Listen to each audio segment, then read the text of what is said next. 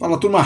Falar aqui dos shopping center, não vou falar exclusivamente aqui do VISC, vou falar do VISC, do HSML e do XPML, vou mostrar algumas coisas que eles têm em comum e vou levantar uma questão aqui a respeito do HSML. Para quem é cotista do fundo, dá uma reparada ali e observar se a gestão ela vai de fato trazer resultado positivo no futuro com as aquisições que vem fazendo ou não. Porque a alavancagem deles lá vem consumindo um caixa, eu diria, significativo aí do fundo, né? Deixa eu só mudar isso aqui, peraí. Aí, vamos lá. Então, eu vou dar uma passada aqui e mostrar como a gente já começa a perceber que nós temos aí diria, um cenário econômico, falando a nível Brasil, já começando a refletir no resultado dos shoppings. E é por isso que eu vou falar já dos três aqui, do VISC, XPML e HSML. Soltaram o relatório agora, recente, né? Ontem, hoje é sábado, né? Ontem. E aí a gente começa a perceber nos três, né? Todos os shops eles começam a trazer um resultado menor, ainda positivo, sim, mas começa a trazer um resultado menor. Aqui o VISC, ele teve aquela aquisição que eles fizeram, então o fundo concluiu a aquisição indireta porque ele comprou a participação no Shopping Paralela, através do Shopping Paralela FI, no qual o VISC aqui é o único cotista e tem como único ativo a participação de 25% do Shopping. Com isso, a participação do VISC no ativo passou de 11 para 36. A inadimplência líquida aqui legal, menos 0,5. Vou passar toda essa parte porque eu quero pontuar aquilo que eu separei nos três shoppings por igual aqui, tá? E aí a gente vai vendo aí como a gente percebe uma retração aí na economia. O resultado do fundo em agosto foi de 20 milhões, equivalente a 0,71.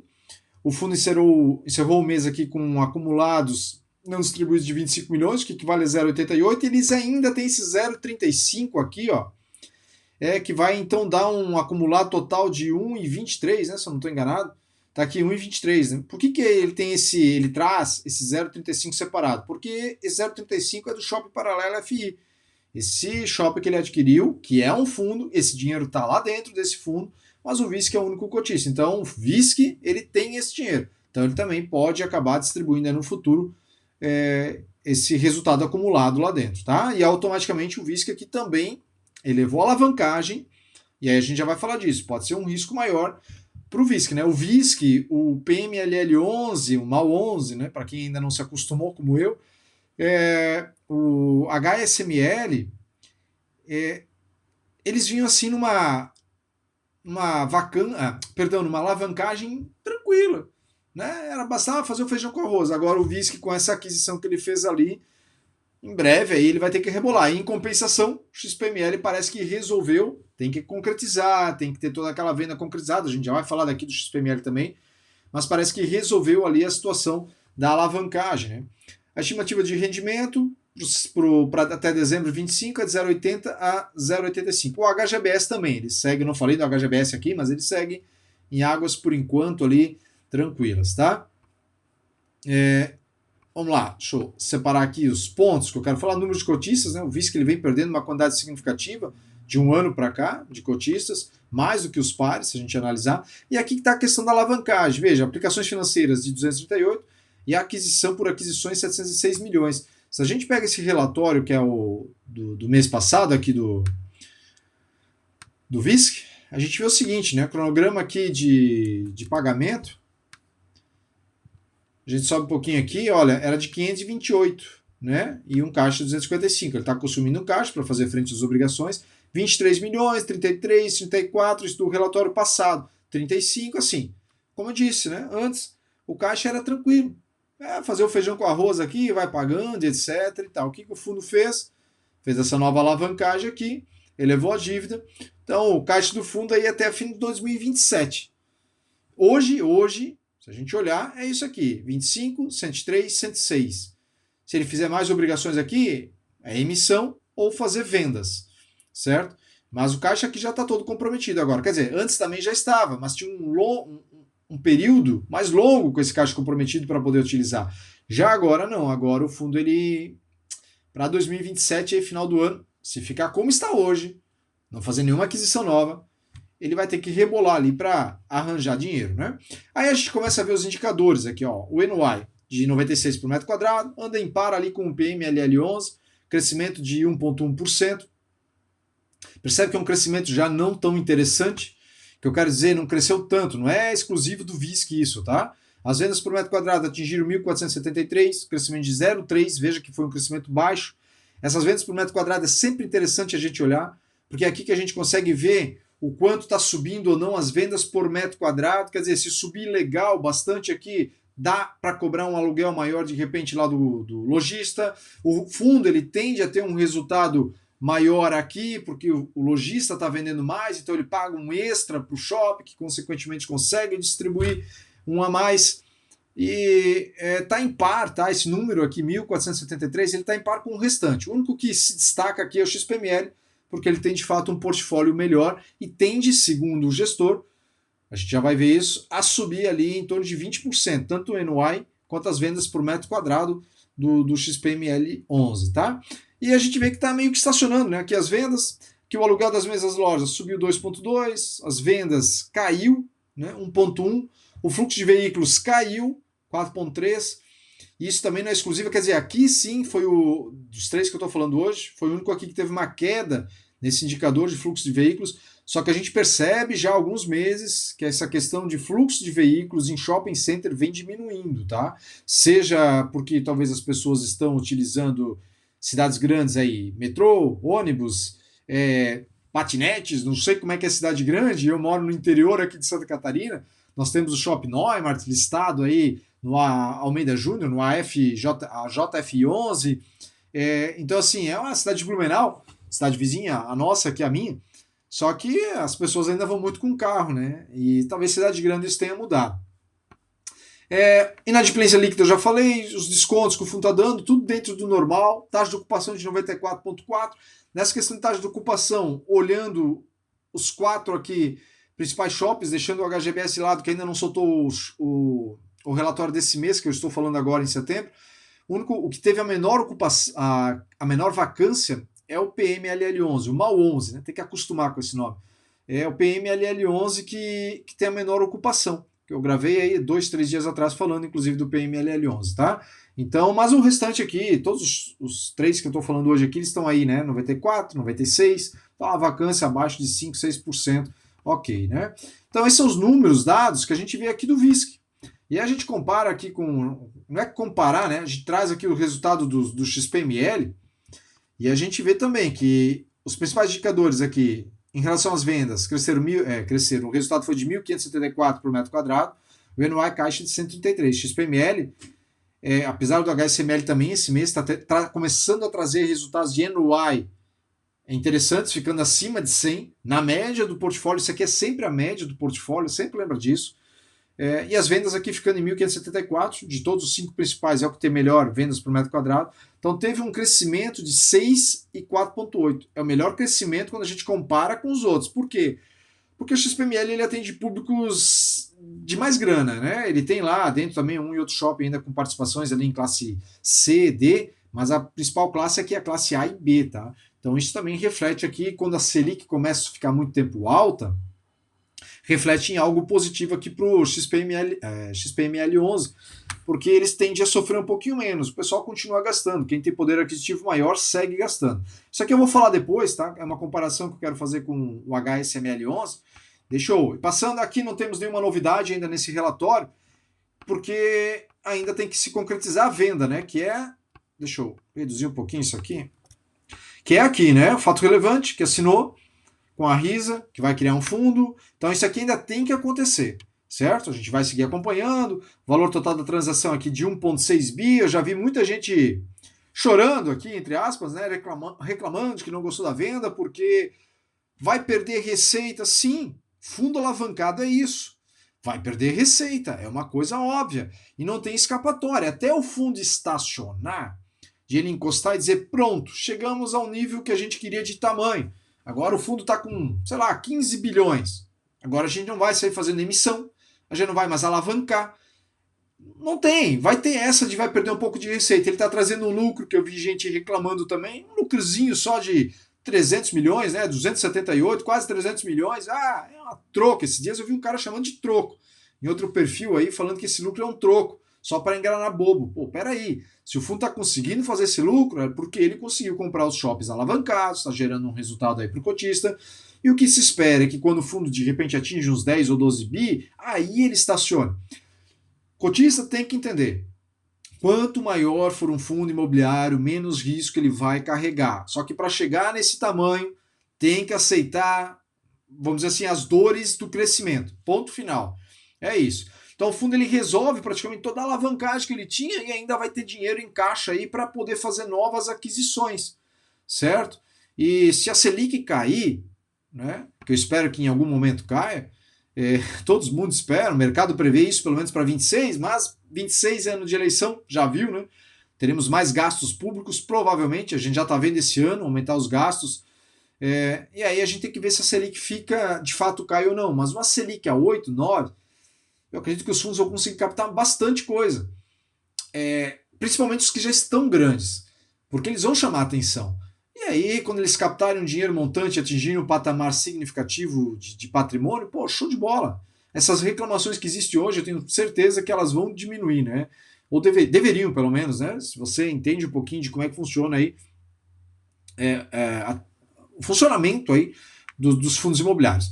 Aí vamos seguir para os resultados do fundo aqui, do XPML11. A gente vê aqui o caixa, né? CRI conversível de 120, um caixa de 97. Vamos deixar a transação acontecer, para daí a gente ver quanto vai de fato, porque em torno de, segundo esse fato relevante aqui, que foi incluído no relatório, em torno de 1 bi é para entrar assim logo de cara, e o restante vem em torno de 5 anos, né? A gestão traz aqui 1 bilhão e 600, sendo que 1 bi ali é para receber à vista e 32 está aqui, né? 1 bi e 32% e até 5 anos aqui. Vamos ver, tem que deixar acontecer para a gente ver.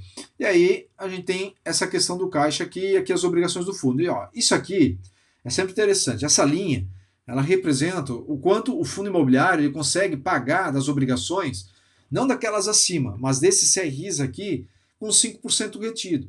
Então percebe que, pô, para pagar isso aqui em 25, isso aqui em 26, com 5% retido, ele já consegue pagar suas obrigações. Claro que essa linha provavelmente vai diminuir um pouco, que é em torno de 30 milhões, porque ele está se desfazendo de imóveis, automaticamente a receita do fundo, que hoje está na casa lá dos 70, ela vai diminuir, é óbvio, mas em breve vem uma nova emissão, vem novas compras, aumenta a receita.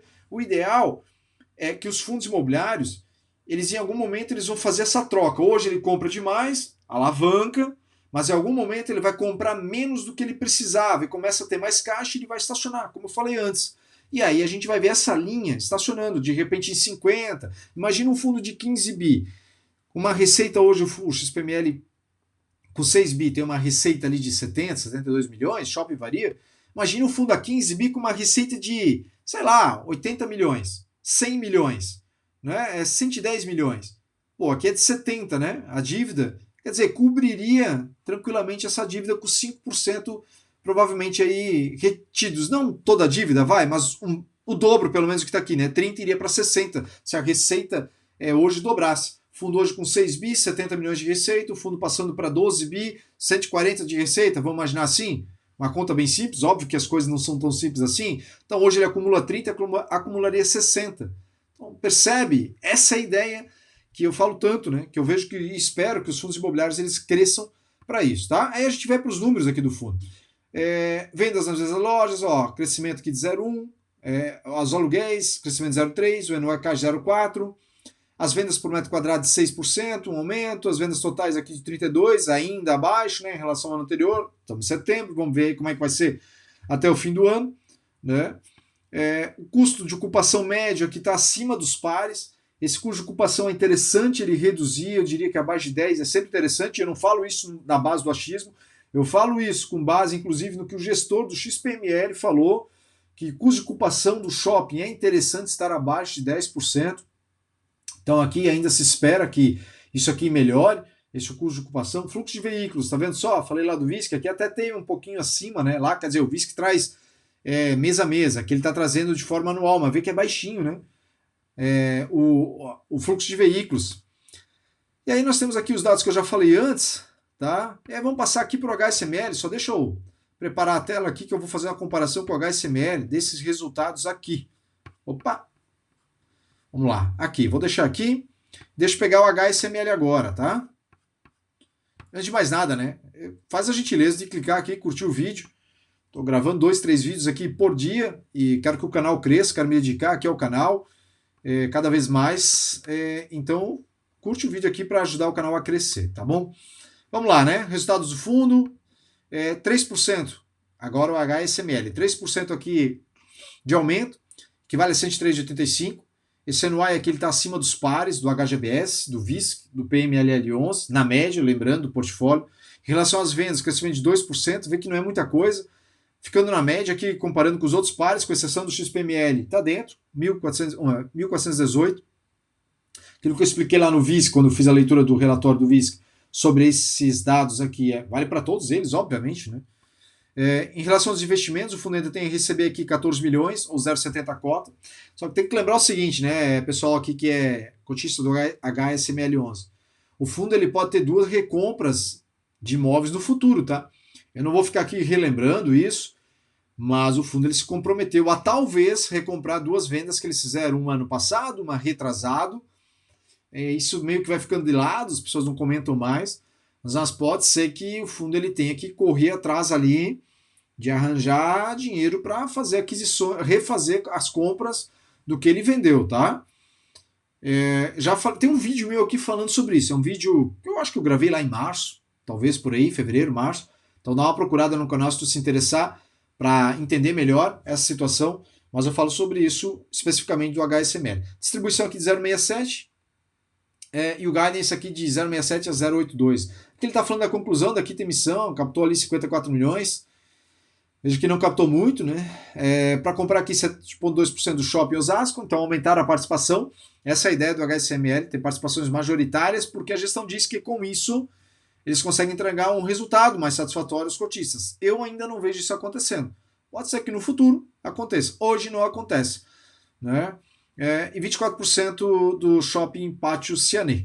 Esse shopping é o único que eles têm participação minoritária, porém, aqui eles deixam claro, né? Embora a participação adquirida seja minoritária, trata-se de um empreendimento também administrado pela Alkia, empresa pertencente ao mesmo grupo, reforçando a aderência da operação à tese do fundo em relação à governança e controle operacional dos seus ativos. Além disso, a gestão entende que esse investimento pode abrir a possibilidade, caso considere favorável no futuro, para eventual aumento da participação ou até mesmo a aquisição do controle do empreendimento. Então pode ser que no futuro aí o fundo ele adquira mais a participação dentro desse shopping, né? Atualização do Shopping Uberaba, aqui a a expansão que eles estão fazendo. Segundo as previsões da gestora, a execução deverá ser de aproximadamente 9 meses. Importante destacar, assim como ocorreu em outro fundo imobiliário dos ativos reais, que é o HSLG, toda a gestão e execução da obra deverá ser capitaneada pela HSI por meio de uma área interna de engenharia responsável pelo desenvolvimento de mais de 3 milhões de metros quadrados ao longo de mais de 19 anos da história da gestão. Assim, positivo? Diria que sim, deveria ser. Porque você está com a mesma empresa aqui, certo? Você tem uma mesma equipe trabalhando. Então a tendência é que eles deveriam querer crescer o fundo. Mas aí sempre tem aquela pulguinha atrás da orelha, né? Será mesmo? Que aquilo que eles trazem, né? Por exemplo, será que eu separei aqui, né? Total aqui de 70 milhões, cerca de 52 milhões vai sair do bolso aqui do HSML para custear essa expansão. Será que com outra empresa gastaria 52 milhões? Será que gastaria menos? Então você vai ficar essa pulguinha atrás da orelha, né? Aqui as informações adicionais, né? O que vai acontecer após expandir, né? Em torno de 4.839 metros quadrados. 1.861 metros quadrados para lojas satélites, 31 operações. 1.228 destinadas às mega lojas, que são negociações com marcas de renome já em andamento, diz o fundo aqui, e 1.850 voltados a uma loja âncora, que tem uma operação aqui. Vou passar essas informações aqui. Aqui, ó, isso aqui eu já vou falar depois, tá? Vamos seguir aqui para os resultados do HSML. Ele está usando aqui as reservas, né? 0,16. Resultado acumulado 0,45, já que o resultado do fundo aqui foi de 0,51, um resultado que eu considero baixo. Está sendo consumido demais aqui para o meu gosto. O pagamento dos juros aqui, já vou falar mais sobre isso. O fundo finalizou o mês com 0,45 por cota acumulado. Aí a gente vem aqui para os outros indicadores, que tem o índice de alavancagem, a gente vê que, considerando o caixa atual, porque ele tem aqui, ainda considerando o que ele vai gastar ali, né? Tem emissão também aqui, que até que era aqui na emissão 52, né? Acho que eu falei sobre isso. Cadê aqui? 54 milhões, né? A emissão. Então ele tem assim um dinheiro no caixa aqui para ir pagando pelos próximos anos de uma forma tranquila. Obviamente ele tem 600 e poucos milhões para pagar, e é como são as coisas, né? XPML era aquele fundo que estava bem ali problemático, questão de alavancagem, resolveu, né? Agora, VISC, o HSML até tem um período aqui para respirar, de repente fazer emissão, né? Deixa eu até só ver aqui o quanto está de desconto aqui, né? Deixa eu só abrir aqui. Quero ver como é que está o desconto aqui do fundo, por causa da situação ali de emissão, né? Porque para os próximos anos, se não fizerem mais compras, se não gastarem mais, etc, etc, a situação do fundo ela é tranquila. 21%, se eu não me engano, é um pouquinho maior que os pares ali em relação ao desconto. Então, assim, por um período eles têm uma grana tranquila, né? Mas tem que ir vendo aí como é que vai ficar essa situação. Aí vamos ver. Julho aqui, o NY registrou um crescimento de 3, a 103, como eu já falei, das vendas eu já falei. E aí o custo de ocupação de 9,4 é um dos melhores custos de ocupação. Então, nesse sentido, o HSML, eles vêm de fato fazendo aquilo que eles dizem, né? Nós assumimos posição majoritária, tocamos o shopping e a gente consegue ter uma melhor situação nesse quesito aqui de mudar algumas coisas lá dentro para melhorar a vida do lojista. Então, baixando aqui o custo de ocupação, era de 8,7, subiu para 9,4, mas ficando aqui nos 10. Na adimplência líquida dentro do padrão, taxa de ocupação aqui, como eu falei, né? O VISC está um pouco mais, o HSML um pouquinho menos. E aqui a composição e tudo mais, né? Então tá, deixa eu falar agora aqui dessa questão do DRE do fundo aqui. Veja que a receita de aluguéis do fundo é 17 milhões, certo? E a despesa financeira aqui é de 6 milhões. Está consumindo bastante aqui, equivale a 34% da receita. Quando eu olho aqui para o XPML, que eu deixei separado, a gente vê que a receita é de 72, claro, é um fundo muito maior, é o dobro aqui, né? E a despesa financeira aqui, ela equivale a 6, de 4 milhões. Isso hoje, né? Ela vai ser reduzida. Se aquela emissão lá que tá para ser concretizada, a emissão não, a venda tá para ser concretizada acontecer, e é para acontecer, isso aqui também vai sumir. Mas percebe que ela é bem menor, certo? Então, nesse quesito aqui, eu acho que o HSML, eu falei de 6, o dobro, né? Na verdade, o HSML tem um patrimônio aqui de 2 bi, lá é 3 vezes maior, né? Só que eu acho que eles deram umas pernadas a mais aqui nessa questão, para ficar pagando essa alavancagem, despesa financeira, que é os juros, tá? Que está sendo pago. Eu acho muita coisa, né? Mas enfim, é a minha opinião. A gente vê até pelos resultados do shopping, né? E aí vem essa questão da taxa descontada ali, se de fato o fundo vai conseguir fazer uma emissão. O pessoal reclama muito da XP, que fique claro aqui, não estou defendendo a XP, não tenho contato com nenhum gestor, com ninguém, mas convenhamos, né? Quanto maior for um fundo imobiliário, mais ele consegue fazer negociação, como foi o caso aqui. E o pessoal do HSML aqui, vamos ver se eles vão conseguir melhorar essa questão de resultado no futuro, né? Hoje, pelo menos, eu não vejo o HSML ali entregando um resultado, eu diria, bacana aqui, tá? Então essas são as 3 informações sobre as informações sobre esses 3 shops. A gente está vendo que está tendo uma retração aí a respeito da economia, tá? E por fim aqui, você não quer incômodo nenhum, você não quer se incomodar, eu criei esse relatório aqui, os 25 FIs para você ter em carteira, tá? Esse relatório foi criado com o intuito de colocar 25 fundos imobiliários aqui dentro, que eu entendo que são bons fundos imobiliários, para você estudar e para você colocar na tua carteira de acordo com o teu perfil, porque eu separei esses fundos imobiliários por perfis, daqueles que são mais conservadores aos de mais risco, seja tijolo, que tem fundo mais conservador, tem fundo mais arriscado, e seja fundo aqui de papel, né, que ele também tem o seu risco maior ou um risco menor, tá? Inclusive eu vou até atualizar o relatório em breve, mas enfim, isso é papo para outra hora, mas não porque vai mudar, tá? Os fundos continuam igual. É que esse relatório eu sou obrigado a atualizar conforme os fundos imobiliários fazem mudanças, né? Então é só para atualizar as informações, porque não é um relatório só com o nome dos fundos ali dentro e deu. Eu trago uma explicação, inclusive, assim, eu recebi feedbacks aqui, deixa eu ver se eu tenho eles aqui dentro ainda, feedbacks bem interessantes, né?